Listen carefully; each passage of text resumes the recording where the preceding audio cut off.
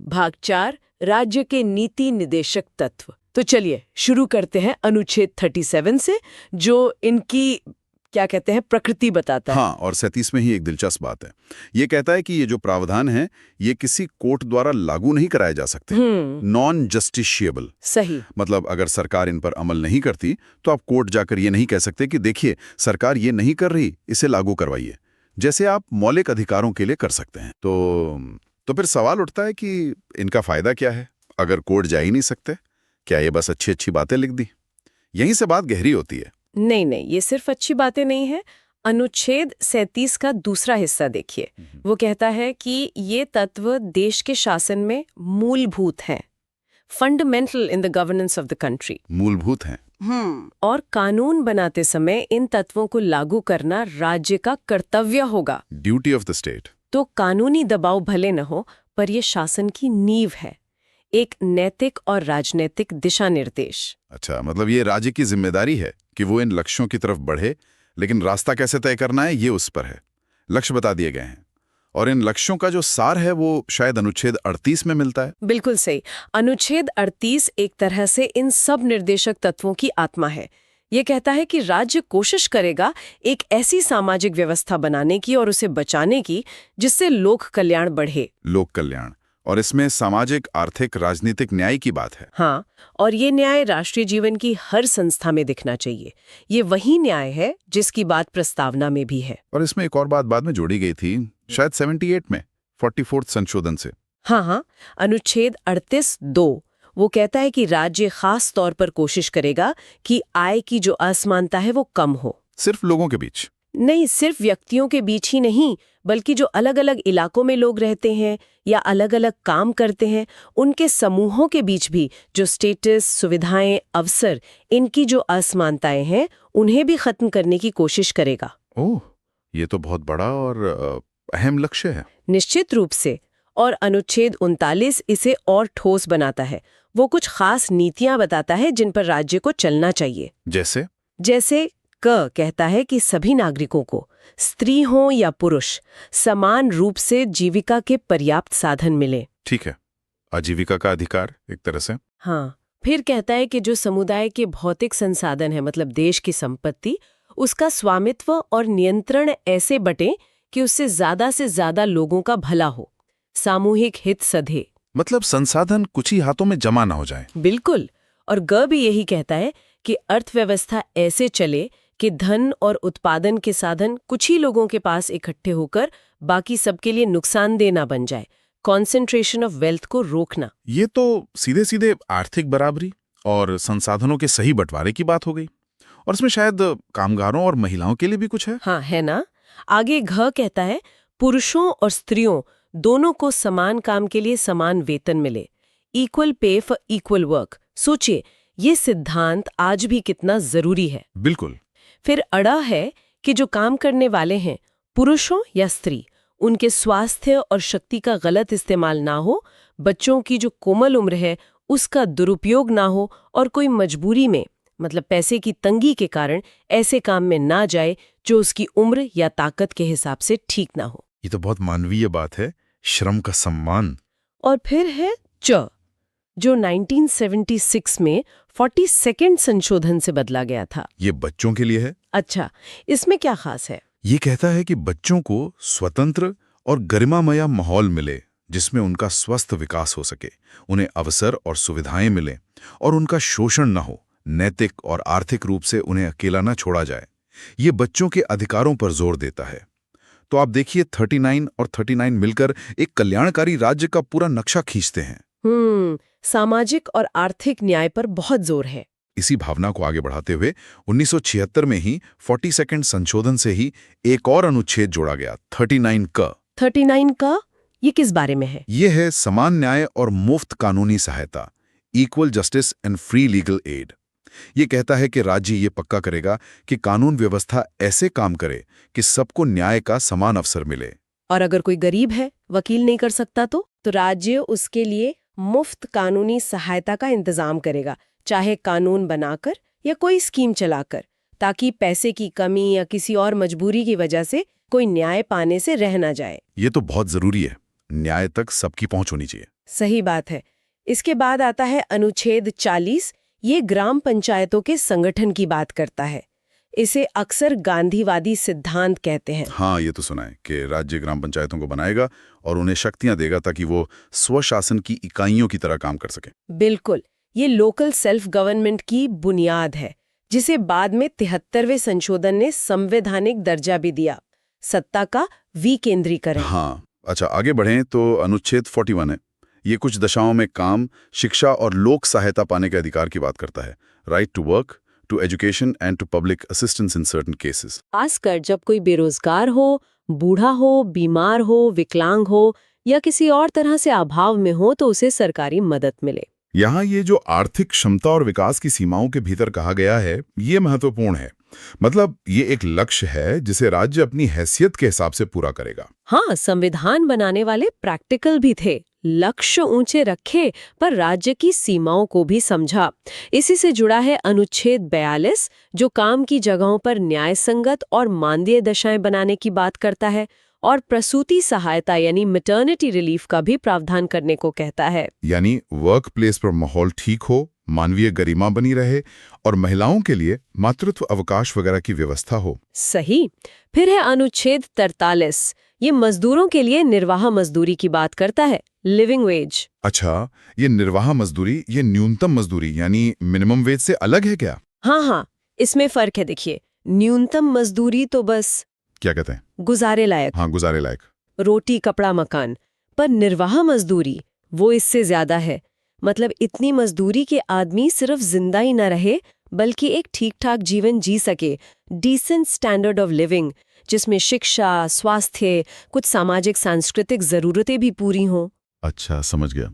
ये एक तरह से सम्मानजनक जीवन की बात है। बिल्कुल। और अनुच्छेद 43 ये भी कहता है कि राज्य मजदूरों के लिए काम की अच्छी दशाएं, छुट्टी, सामाजिक और सांस्कृतिक अवसर सुनिश्चित करने की कोशिश करेगा और खासतौर पर गांवों में कुटीर उद्योगों को बढ़ावा देगा, चाहे वो व्यक्तिगत हो या सहकारी। कुटीर उद्योग यानी छोटे छोटे उद्योग जो गांव में ही लगे। हाँ, ग्रामीण अर्थव्यवस्था और रोजगार के लिए। और इसी में बाद में दो और चीजें जुड़ी। हाँ, वो 43 क और 43 ख। जी, 43 क जो 1976 में आया, वो कहता है कि उद्योगों के मैनेजमेंट में मजदूरों की भागीदारी हो, participation of workers in management. यानी इंडस्ट्री चलाने में मजदूरों की भी आवाज हो। हाँ, और 43 ख जो काफी बाद में 2011 में 97वें संशोधन से आया, वो सहकारी समितियों यानी कोऑपरेटिव सोसाइटीज की बात करता है कि उनका गठन स्वैच्छिक हो, वो खुद अपना काम चलाएं, लोकतांत्रिक नियंत्रण हो और पेशेवर प्रबंधन हो। इसे बढ़ावा देना राज्य का काम होगा। ये दिलचस्प है कि कैसे जरूरत के हिसाब से नए सिद्धांत जुड़ते गए। अब आते हैं अनुच्छेद 44 पर। यह तो अक्सर खबरों में रहता है, नागरिकों के लिए एक समान सिविल संहिता, यूनिफॉर्म सिविल कोड। हाँ, अनुच्छेद 44 कहता है कि राज्य भारत के समस्त राज्य क्षेत्र में नागरिकों के लिए एक समान सिविल संहिता प्राप्त कराने का प्रयास करेगा। यहाँ भी प्रयास करेगा यानी शैल एंडेवर शब्द पर ध्यान देना चाहिए। मतलब ये भी एक लक्ष्य है जिसे हासिल करने की कोशिश करनी है। ये जो पर्सनल लॉज होते हैं, शादी, तलाक, विरासत वगैरह, उनमें सबके लिए कानून लाने की बात है। जी, इस पर बहस तो चलती रहती है, पर संविधान इसे एक लक्ष्य के रूप में रखता है। अगला है अनुच्छेद 45, जिसमें 2002 में एक बड़ा बदलाव हुआ था 86वें संशोधन से। हाँ, ये शिक्षा से जुड़ा है ना? बिल्कुल। पहले इसमें 14 साल तक के बच्चों के लिए मुफ्त और अनिवार्य शिक्षा की बात थी, लेकिन जब 86वें संशोधन ने 6 से 14 साल के बच्चों की शिक्षा को मौलिक अधिकार बना दिया, अनुच्छेद 21 का में, तो 45 को बदल दिया गया। अच्छा, तो अब इसमें क्या है? अब ये कहता है कि राज्य 6 साल से कम उम्र के बच्चों की शुरुआती देखभाल और शिक्षा का इंतजाम करने की कोशिश करेगा। Early childhood care and education, मतलब नर्सरी प्री स्कूल एजुकेशन पर फोकस। ये भी बहुत जरूरी है बच्चे के विकास के लिए। हाँ, अब अनुच्छेद 46 पर आते हैं। ये समाज के कुछ खास वर्गों की बात करता है। कौन से वर्ग? अनुसूचित जातियां, अनुसूचित जनजातियां और दूसरे कमजोर वर्ग, SC, ST और अदर वीकर सेक्शंस। ये कहता है कि राज्य इनके शिक्षा और आर्थिक हितों को खास ध्यान देकर आगे बढ़ाएगा और उन्हें सामाजिक अन्याय और हर तरह के शोषण से बचाएगा। ये तो सामाजिक न्याय और अफर्मेटिव एक्शन का आधार बनता है। बिल्कुल। और फिर है अनुच्छेद 47। ये पोषण, जीवन स्तर और लोक स्वास्थ्य की बात करता है। अच्छा, इसमें क्या कहा गया है? ये राज्य का प्राथमिक कर्तव्य बताता है, प्राइमरी ड्यूटी, कि वो लोगों का पोषण स्तर सुधारे, जीवन स्तर ऊंचा करे और पब्लिक हेल्थ को बेहतर बनाए। प्राथमिक कर्तव्य कहना इसे काफी वजन देता है। और इसी में शायद वो शराब वगैरह की बात भी है। हाँ, इसी में आगे कहा गया है कि राज्य खास तौर पर नशीले पेय और स्वास्थ्य के लिए हानिकारक दवाओं के सेवन पर रोक लगाने की कोशिश करेगा, सिवाय उनके जो डॉक्टरी इलाज के लिए जरूरी हो। तो जो शराबबंदी या नशीली दवाओं पर रोक की नीतियां बनती हैं वो यहीं से प्रेरणा लेती हैं। हालांकि यहाँ भी कोशिश करेगा लिखा है और मेडिकल इस्तेमाल को छूट है। चलिए अब कुछ और अलग तरह के सिद्धांतों पर आते हैं, जैसे अनुच्छेद 48। अनुच्छेद 48 कृषि और पशुपालन के संगठन से जुड़ा है, organisation of agriculture and animal husbandry. ये कहता है कि राज्य खेती और पशुपालन को आधुनिक और वैज्ञानिक तरीकों से संगठित करने की कोशिश करेगा। और इसी में वो गाय वाली बात भी है। हाँ, इसमें खास तौर पे कहा गया है कि राज्य गायों, बछड़ों और दूसरे दुधारू और भार ढोने वाले पशुओं की नस्लों को बचाने, सुधारने और उनके वध पर रोक लगाने के लिए कदम उठाएगा। इस हिस्से पर खासकर गोवध रोकने वाले निर्देश पर काफी चर्चा होती है। इसमें आर्थिक और कृषि के तर्क के साथ साथ शायद सांस्कृतिक पहलू भी जुड़ जाते हैं। हाँ, संविधान निर्देश देता है, उसकी व्याख्याएं अलग अलग हो सकती हैं।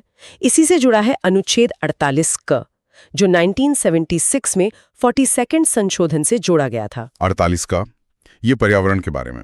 बिल्कुल, पर्यावरण का संरक्षण और सुधार और वनों और वन्य जीवों की रक्षा, protection and improvement of environment and safeguarding of forests and wildlife. ये दिखाता है कि 70 के दशक तक पर्यावरण एक बड़ा मुद्दा बन चुका था। ये तो बहुत ही महत्वपूर्ण है आज के समय में। इसके बाद अनुच्छेद 49 है, जो राष्ट्रीय महत्व के स्मारकों, जगहों और चीजों को बचाने की बात करता है। हाँ, हमारी ऐतिहासिक धरोहर को बचाना राज्य की जिम्मेदारी है। फिर आता है अनुच्छेद 50। ये शासन के लिए एक बहुत बुनियादी सिद्धांत है, न्यायपालिका को कार्यपालिका से अलग करना। Separation of judiciary from executive. अच्छा, हाँ, ये क्या कहता है? ये कहता है कि राज्य की जो सरकारी सेवाएं हैं उनमें न्यायपालिका को कार्यपालिका से अलग करने के लिए राज्य कदम उठाएगा। जरा सोचिए ये क्यों जरूरी है। हाँ, ये तो शक्तियों के बंटवारे यानी सेपरेशन ऑफ पावर्स का हिस्सा है। अगर जज और प्रशासन एक ही हो जाएंगे तो फिर न्याय निष्पक्ष कैसे होगा? न्यायपालिका की आजादी तो लोकतंत्र की जान है। बिल्कुल सही। ये सिद्धांत पक्का करता है कि कार्यपालिका जजों के काम में दखल न दे। ये न्यायिक स्वतंत्रता की गारंटी है एक तरह से। और अब इस भाग का आखिरी अनुच्छेद 51। ये अंतर्राष्ट्रीय शांति और सुरक्षा के बारे में है, promotion of international peace and security. हाँ, ये भारत की विदेश नीति के लिए गाइडलाइन देता है। कहता है कि राज्य कोशिश करेगा। हाँ, ये भारत की विदेश नीति के लिए गाइडलाइन देता है। कहता है कि राज्य कोशिश करेगा क अंतर्राष्ट्रीय शांति और सुरक्षा को बढ़ाने की। हाँ, ये भारत की विदेश नीति के लिए गाइडलाइन देता है। कहता है कि राज्य कोशिश करेगा ख देशों के बीच न्यायपूर्ण और सम्मानजनक संबंध बनाए रखने की। हाँ, ये भारत की विदेश नीति के लिए गाइडलाइन देता है। कहता है कि राज्य कोशिश करेगा ग अंतर्राष्ट्रीय कानून और संधियों का आदर बढ़ाने की। हाँ, ये भारत की विदेश नीति के लिए गाइडलाइन देता है। कहता है कि राज्य कोशिश करेगा घ अंतर्राष्ट्रीय झगड़ों को मध्यस्थता यानी आर्बिट्रेशन से सुलझाने को प्रोत्साहन देने की। तो ये एक शांतिपूर्ण दुनिया और कानून के राज पर आधारित विदेश नीति की बात करता है। तो हमने देखा ये निर्देशक तत्व कितने फैले हुए हैं। सामाजिक न्याय, आर्थिक कल्याण, मजदूर, बच्चे, शिक्षा, स्वास्थ्य, पर्यावरण, खेती, गांव, न्यायपालिका की आजादी, विदेश नीति, सब कुछ इसमें आ गया। सही कहा, ये एक आधुनिक, प्रगतिशील और कल्याणकारी राज्य का पूरा एजेंडा लगता है।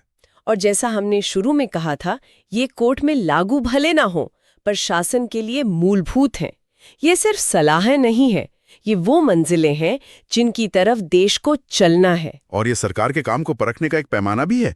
कोई भी नई पॉलिसी या कानून बनता है तो उसे इन सिद्धांतों की कसौटी पर देखा जा सकता है कि वो संविधान के लक्ष्यों के कितना करीब है। बिल्कुल, ये संविधान की आत्मा का अहम हिस्सा है। मौलिक अधिकार जहां राजनीतिक लोकतंत्र देते हैं, वहीं ये सामाजिक और आर्थिक लोकतंत्र का वादा करते हैं। दोनों मिलकर ही एक न्यायपूर्ण समाज बनाते हैं। ये सरकार को याद दिलाते रहते हैं कि उनका असली मकसद जनता का भला करना है। तो ये सब जानने के बाद एक विचार आता है मन में, जिस पर शायद हमारे सुनने वाले भी सोच सकते हैं। संविधान ने इतने ऊंचे और बड़े लक्ष्य राज्य के सामने रखे, कहा कि इन्हें हासिल करने की कोशिश करनी है और ये शासन के लिए मूलभूत भी हैं। तो पिछले 70-75 सालों में हमारे देश में जो नीतियां बनी, जो कानून आए, वो इन संवैधानिक उम्मीदों और लक्ष्यों को कहां तक पूरा कर पाए? इन निर्देशक सिद्धांतों की रोशनी में अपने देश की अब तक की यात्रा को देखना ये एक दिलचस्प